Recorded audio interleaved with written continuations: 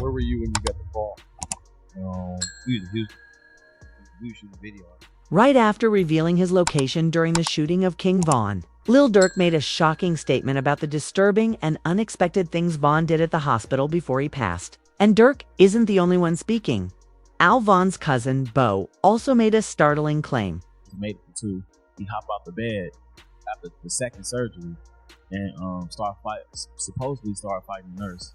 It seems a lot unfolded in King Von's final hours, so let's break it down. In the early morning of November 6, 2020, the hip-hop world was shaken when rising drill rapper King Von, born Davon Doquan Bennett, was fatally shot outside the Monaco Hookah Lounge in Atlanta. Things began to settle until news broke that Lil Durk made a surprising claim saying Von went wild before he passed. So, did Von really lose control in his final moments? The streets got tense after Von's cousin Bo spoke up, saying that Von might have survived if he hadn't gone crazy at the hospital. Hopped out the bed after the second surgery and supposedly started fighting the nurse and asked the nurse where's his gun, like that. And then he died because he went into shock. So yeah, I'm guessing people just laid there. He probably was back. This narrative stirred up a storm of controversy in the streets. While many fans believe King Von died on the spot, some close affiliates insist he drew his last breath at the hospital. But before diving deeper, let's rewind to the tragic night of November 6, 2020. What started as a regular night quickly turned fatal. Von had just dropped his debut project Welcome to O Block and was in Atlanta, riding high on the buzz from his authentic storytelling and street credibility. No one could have predicted that by morning, he'd be gone. Around 3:20 a.m., outside the Monaco Hookah Lounge, tensions flared between Von's crew and a group linked to Quando Rondo. What began as verbal jabs escalated into a fight, with security footage showing Von throwing the first punches. But what started as a scuffle turned deadly fast. A full-blown shootout erupted, and according to the Georgia Bureau of Investigation, multiple weapons were fired, including shots by both an on-duty and off-duty officer trying to intervene. When the dust settled, Von had been hit multiple times. Reports say his head injuries were severe, and the scene descended into chaos. Instead of waiting for an ambulance, Von was rushed to the hospital in a private vehicle, a move that may have delayed the urgent care he needed. At the same time, Lil Durk, whose real name is Durk Derek Banks, wasn't in Atlanta. He was in Houston filming a video. Durk later confirmed this, saying, "No, we were in Houston. We were shooting a video." That distance meant he couldn't be there for Von in those critical final moments, something that clearly still weighs heavy on him. One of my favorite rappers ever was King Von. He had a great relationship with him. Where were you when you got the call? We were shooting video. How Durk found out about the situation was wild. It was mid-Instagram Live when the comments started flooding in about Von getting shot. Viewers witnessed Durk's raw reaction, pure shock and disbelief, as he processed the devastating news in real time. The pain on his face was undeniable as he tried to grasp what people were saying about his right-hand man. While Von was fighting for his life in the hospital, things were reportedly chaotic, though public records offer few details about his behavior. Durk later hinted that Von stayed on demon time even as he was slipping away. The claim that Von went crazy at the hospital could mean he refused to give up the fight despite being shot or was reacting wildly to the trauma as doctors tried to save him. Von ultimately succumbed to his injuries. The autopsy showed multiple bullets had hit vital organs, injuries too severe to survive. At just 26, a promising voice from the trenches was silenced before reaching his full potential. News of Von's death spread like wildfire across social media, with artists and fans posting tributes. Durk's first public response was a heartbreaking, "My twin is gone," followed by broken heart emojis. After that, Durk disappeared from social media for months, an unprecedented digital silence that showed just how deeply he was mourning. To understand how hard Von's death hit Durk, you have to understand their bond. It wasn't just industry. These were blood brothers without the DNA. Both came up in O Block, one of Chicago's toughest neighborhoods, facing the same struggles and building the same survival mindset. Durk's support went beyond music. He held Von down financially during his time behind bars and helped him transition to rap when he got out. As Vaughn once put it, "I gotta keep asking Dirk for money when I'm up or something." That financial support was crucial for Vaughn's survival and success, creating a loyalty that ran deeper than business. Their musical chemistry was just as real. Dirk signed Vaughn to his Only the Family label, giving him a platform to showcase his gritty storytelling. Under Dirk's mentorship, Vaughn honed his narrative skills, painting vivid street tales that blurred the line between fiction and reality. Dirk often praised Vaughn in interviews, calling him one of the greatest storytellers in the game. It wasn't hype, it was genuine respect for Vaughn's ability to bring his world to life through lyrics. Vaughn always kept it real about Dirk's role in his rise. In a no-jumper interview, Vaughn explained how Dirk would physically bring him to interviews and plug him into opportunities. "Come on, business down here," Vaughn said, showing how Dirk helped elevate his visibility and career. In many ways, Vaughn symbolized Dirk's hope for the future, a star with real potential to escape the trenches. His death didn't just end a promising career. It shattered Dirk's vision for uplifting his city. November 6, 2020, marked not just the end of King Von's life, but a major turning point in Dirk's career and personal journey. Losing his twin altered everything from his music to his mindset. The grief, anger, and responsibility weighed heavily, shaping his path in ways still unfolding. While the streets were mourning, the law was already in motion. On November 7, 2020, just a day later, Timothy Lowell, Tim Leaks, 22-year-old tied to Quando Rando, was arrested on felony murder charges in Vaughn's death. Leaks had been wounded during the shootout and was arrested while receiving treatment at Grady Hospital. The arrest laid out a timeline. Vaughn was gunned down by someone in Rondo's crew. Security footage showing Vaughn throwing the first punch gave weight to this version. That footage turned everyone into detectives, but also sparked more confusion than clarity. On March 27, 2021, for months after the arrest, Lowell Tim posted a $100,000 bond and was released, enraging Vaughn's fans. To them, it was injustice. How could the alleged shooter walk while Vaughn was gone forever? The case took a sharp turn. On August 20, 2023, when the felony murder charges were dropped before a formal indictment, Leaks' lawyer, Noah Pines, said prosecutors determined the shooting was justified under Georgia's Stand Your Ground law, which allows deadly force if someone reasonably feels threatened. The decision stirred major controversy. To Vaughn's supporters, the system failed. To Rando's circle, it validated their self-defense claim. The legal outcome, or lack of one, added fuel to an already explosive situation. Fans began urging Dirk to slide for Vaughn, street code for revenge. Social media lit up with demands for action.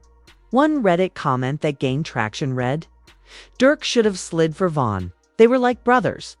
If someone popped my brother, one of us would be dead." The pressure was intense. The Slide for Vaughn movement showed how fan culture and street ethics can collide dangerously. Dirk was caught in an impossible spot: ignore the calls and seem disloyal, or retaliate and risk jail or death. These expectations, mixed with grief, weighed heavily on him. While Dirk kept his cool in public, his pain was evident. He mentioned Vaughn in his music, performed his songs on tour, and honored him in visuals and posts. These weren't just tributes, they were ways to keep Vaughn's legacy alive while coping with an unbearable loss. You never seen that moment. You never seen that moment where you're like, yo, listen, I'm going through life. And I've always said, yeah, if you mourn, so obviously you want Everybody mourn. Everybody show emotion. But I just can't see myself doing this. Crazy. On August 19, 2022, nearly 2 years after King Von's death, shooting broke out at a gas station near the Beverly Center Mall in Los Angeles. The intended target appeared to be Quando Rando, but the bullet struck and killed his cousin, Savalo Pab Robinson. This tragic event would later be tied to the ongoing fallout from Vaughn's murder, suggesting the cycle of retaliation had claimed yet another life. The hit on Quando's crew, which left Lowell Pab dead, marked a serious escalation in the beef between factions linked to Vaughn and Quando Rando. No immediate arrests were made, but investigations began uncovering signs of organized retaliation behind The scenes amid all this chaos, King Von's legacy continued to grow. His posthumous album, What It Means to Be King, released in March 2022, debuted at number 2 on the Billboard 200, proof that his music still had a powerful reach even after.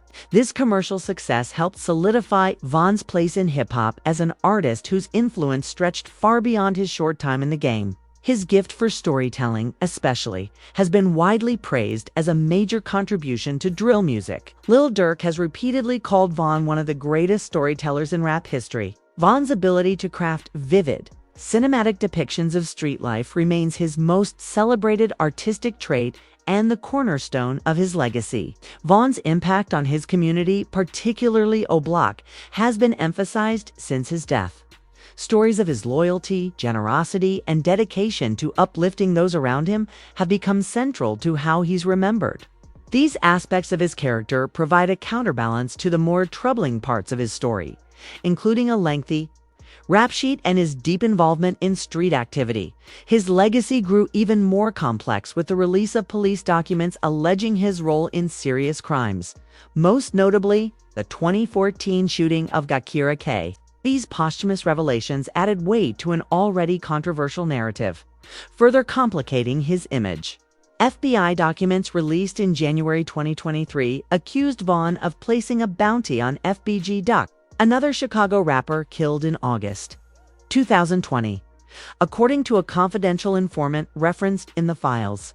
Von allegedly offered $50,000 for the hit and later raised it to $100,000, though these claims have not been proven in court. They've fueled debate about how Von should be remembered. In October 2024, FBG Duck's mother filed a wrongful death lawsuit against Lil Durk, the label Alamo Records, and King Von's estate. She alleged that they profited from her son's death through negligence and misconduct, further entangling Von's legacy in legal controversy. Still, despite these dark clouds, Von's artistry continues to earn respect from fans and fellow artists. His raw voice, gripping narratives, and authentic view of street life have earned him a permanent place in drill rap history. He has inspired a wave of younger artists who draw from his storytelling style. Lil Durk, in particular, has played a central role in preserving Von's legacy, frequently performing his songs, referencing him in interviews, and including tributes in music videos. When asked why he keeps Von's name alive, Durk explained, "That's how powerful his name is. Outside all the bull you always live on. I told him, even if he didn't rap, I was going to keep his name alive." Durk's commitment ensures that Von's impact continues to resonate. The aftermath of King Von's death also highlighted the intense pressure placed on artists by fan expectations, especially those from environments where street justice is glorified. The Slide for Von campaign, which flooded social media, exemplified the dangerous line between entertainment and real-world violence. It put Durk and others in impossible situations, caught between mourning a friend and meeting public demands rooted in revenge culture. They used to say, but you also mentioned a song. Like, they be saying Slide for Von. I think they totally got it. That's okay.